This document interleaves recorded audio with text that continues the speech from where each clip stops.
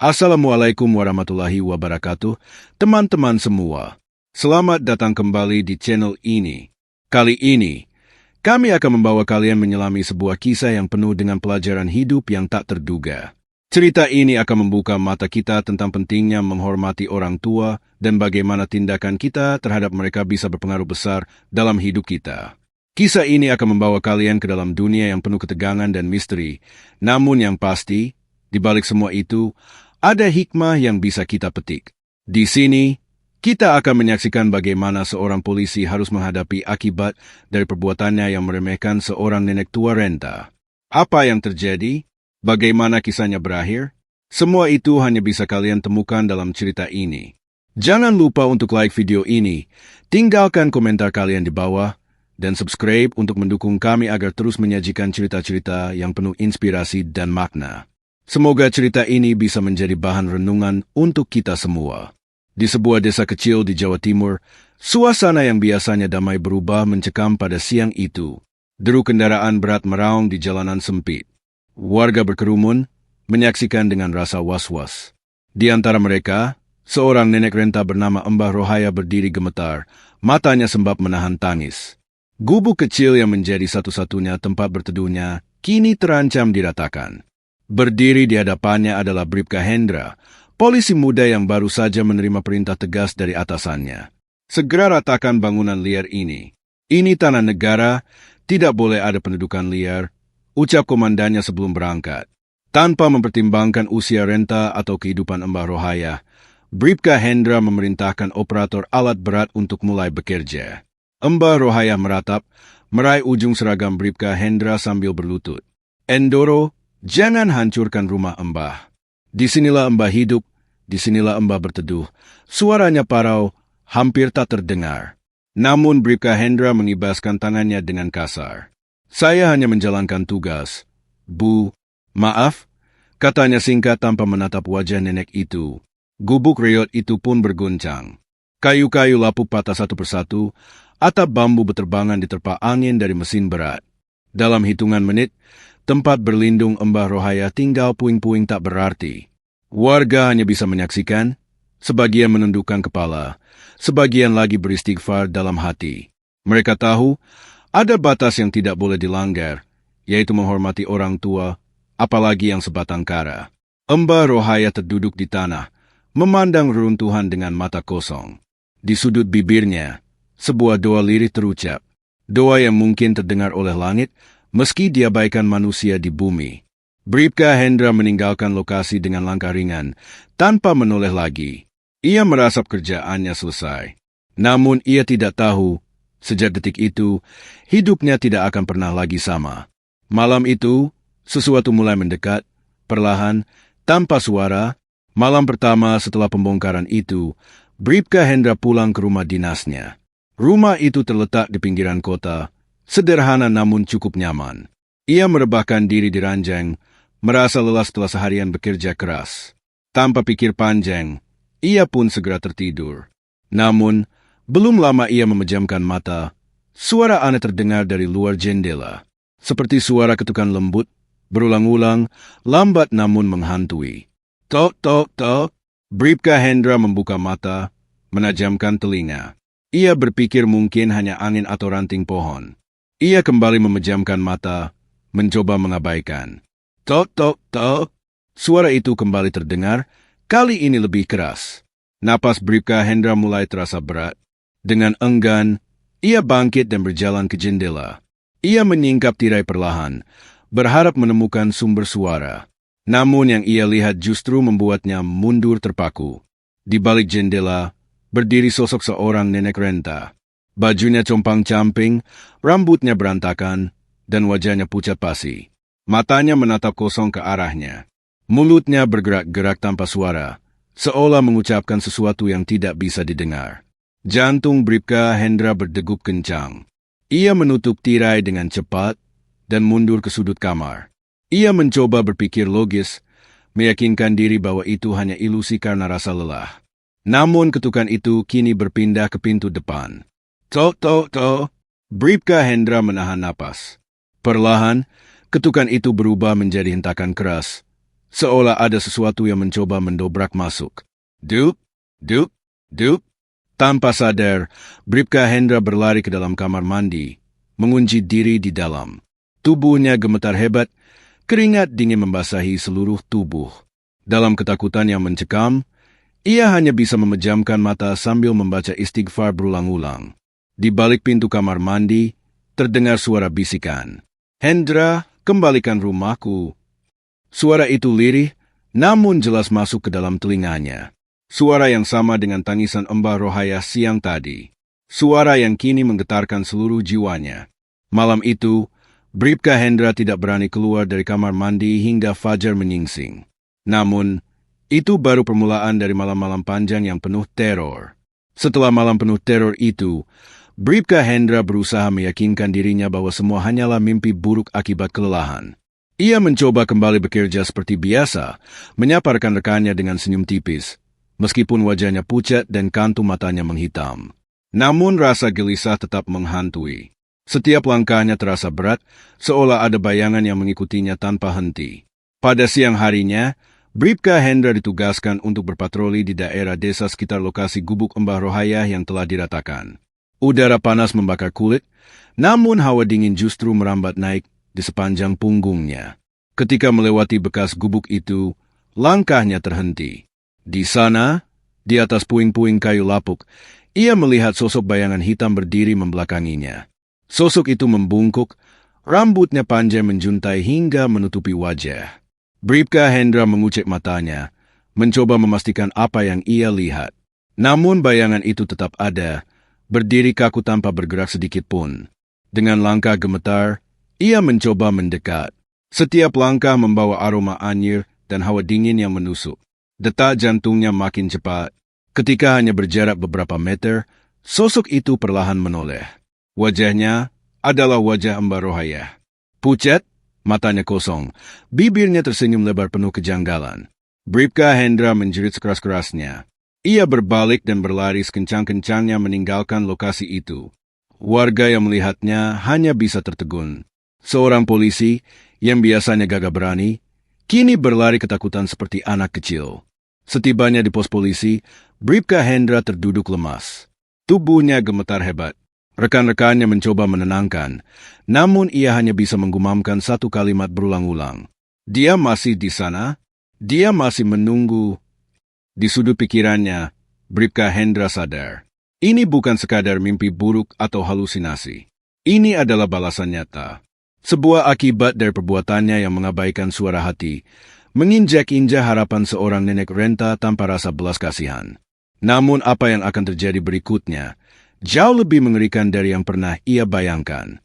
Sejak insiden di bekas gubuk itu, Bribka Hendra tidak bisa tidur tenang. Setiap kali ia memejamkan mata, wajah Mbah Rohaya selalu muncul, menatapnya tanpa berkedip. Bahkan ketika ia membuka mata, sosok itu seakan tetap hadir, bersembunyi di sudut-sudut gelap rumahnya. Hari-hari Bribka Hendra berubah menjadi penuh ketakutan. Tubuhnya semakin kurus, wajahnya makin pucat, dan langkahnya tak lagi tegap seperti dulu. Rekan-rekannya mulai memperhatikan perubahan aneh itu. Namun Bribka Hendra memilih diam, tidak ingin siapapun tahu apa yang sebenarnya menghantuinya. Sampai suatu malam, kejadian lebih menyeramkan terjadi. Saat hendak mengambil air wudhu untuk sholat, Bribka Hendra menemukan sumur di belakang rumahnya mendadak menghitam. Air yang biasanya jernih kini berubah keruh dan mengeluarkan bau busuk menyengat. Ketika ia menunduk untuk memeriksa, dari dalam sumur terdengar suara tawa lirih seorang perempuan tua. Suara itu menggema, naik perlahan, membuat bulu kuduk Bribka Hendra berdiri. Dengan tangan gemetar, ia mundur. Namun saat membalikkan badan, ia terkejut melihat jejak kaki basah mengarah ke dalam rumahnya. Jejak kaki kecil, rapuh, seperti milik seorang nenek. Tanpa sadar, Bribka Hendra mengikuti jejak itu. Setiap langkah membawa ketegangan luar biasa, seolah rumah itu kini berubah menjadi perangkap hidup. Jejak itu berakhir di kamar tidurnya. Pintu kamar setengah terbuka, bergoyang perlahan seiring tiupan angin yang terasa tidak biasa. Dari dalam, terdengar suara berbisik. Hendra, kamu mengambil rumahku, sekarang aku mengambil ketenanganmu. Dengan nafas tersengal, Bribka Hendra mendorong pintu itu. Kamar yang biasa ia kenal kini dipenuhi aroma anyir dan hawa kematian. Di atas ranjang, tergolek sesosok tubuh mengenakan kain putih kumal.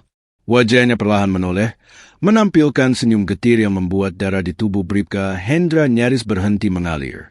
Bribka Hendra berteriak, namun suaranya seolah hilang di tengah udara malam.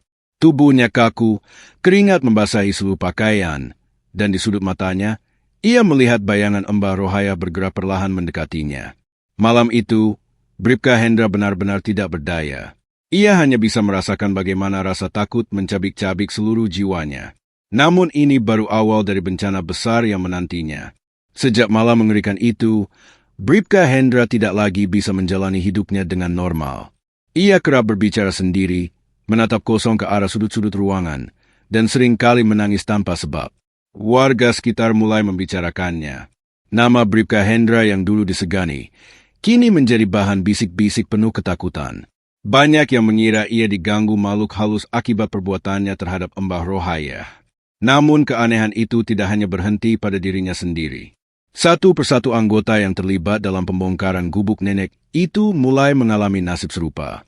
Ada yang tiba-tiba jatuh sakit tanpa diagnosa jelas, ada yang mendadak mengalami kecelakaan aneh, bahkan ada yang menghilang tanpa jejak.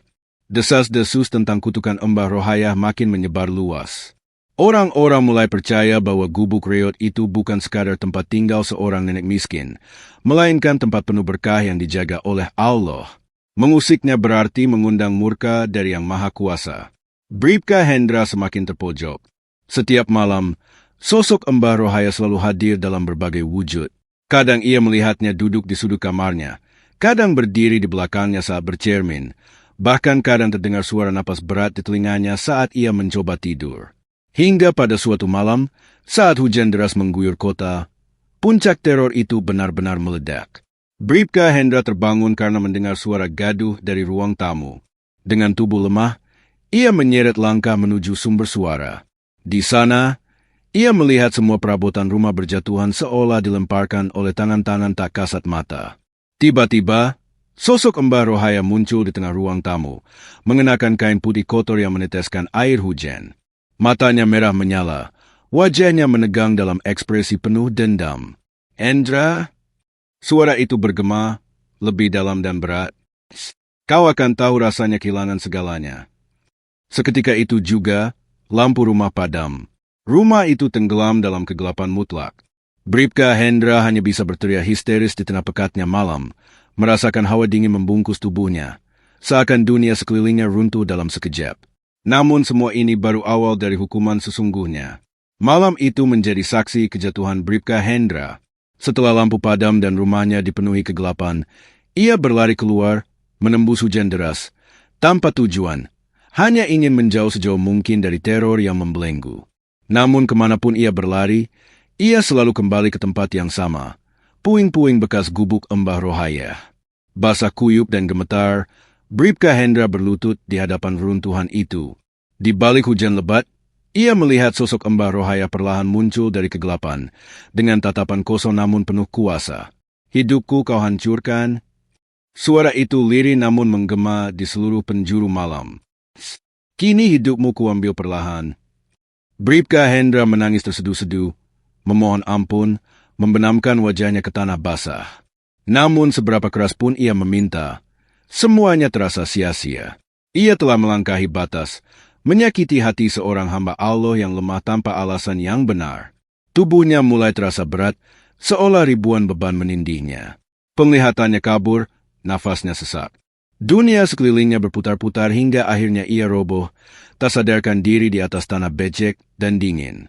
Keesokan paginya, warga menemukan Bribka Hendra tergeletak, dengan kondisi tubuh membiru dan mata kosong menatap langit. Tidak ada luka fisik, tidak ada tanda-tanda kekerasan. Namun tubuhnya kaku, membeku dalam posisi sujud, seperti seorang yang tidak sempat lagi berdoa. Kabar kematiannya tersebar cepat. Semua yang tahu kisah di balik gubuk Mbah Rohaya hanya bisa menggeleng ngeri. Tanpa disuruh, warga desa pun mulai bergotong royong membangun kembali sebuah rumah kecil di atas puing-puing itu, sebagai bentuk permohonan maaf dan penghormatan terakhir. Mereka sadar bukan hanya sekadar rumah yang diratakan saat itu, tapi juga doa, harapan, dan hidup seorang nenek yang seluruh jiwanya bertawakal kepada Allah. Semenjak itu, tidak ada lagi yang berani meremehkan orang-orang tua renta. Tidak ada lagi yang merasa gagah dengan jabatan atau kuasa di tanah yang penuh rahmat ini. Karena mereka tahu, ketidakadilan terhadap hamba Allah yang lemah hanya akan berakhir pada kehancuran yang memilukan. Dan kutukan itu akan terus hidup mengintai siapa saja yang berani mengulangi kezaliman yang sama. Cerita ini mengajarkan kita bahwa menghormati orang tua, terutama yang telah renta dan lemah, adalah hal yang sangat penting.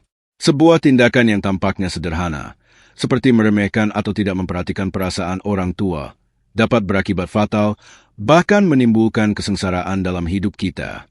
Dalam Islam, menghormati orang tua adalah salah satu amalan yang sangat ditekankan.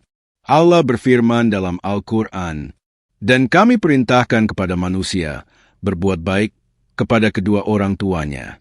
Ibunya telah mengandungnya dengan susah payah yang bertambah-tambah dan menyapihnya dalam 2 tahun. Bersyukurlah kepadaku dan kepada kedua orang tuamu, hanya kepadaku tempat kembali." Surah Luqman 14. Ayat ini mengingatkan kita bahwa penghormatan kepada orang tua, terutama ibu yang melahirkan dan merawat kita dengan penuh pengorbanan, adalah kewajiban yang sangat besar. Jika kita mengabaikan ini, maka segala bentuk kesulitan yang kita alami adalah peringatan dan akibat dari tindakan kita sendiri. Pernyataan: perlu kami ingatkan bahwa cerita ini adalah fiktif, meskipun diambil dari situasi yang dapat terjadi dalam kehidupan nyata. Cerita ini disusun dengan tujuan untuk memberikan pelajaran berharga mengenai pentingnya menghormati orang tua dan tidak meremehkan mereka dalam keadaan apapun. Terima kasih telah mengikuti cerita ini. Jika Anda merasa terinspirasi atau menikmati kisah ini, jangan lupa untuk memberikan komentar, like, dan subscribe agar Anda tidak ketinggalan cerita-cerita menarik lainnya. Kami sangat menghargai dukungan Anda, dan semoga cerita ini bisa menjadi renungan untuk kita semua.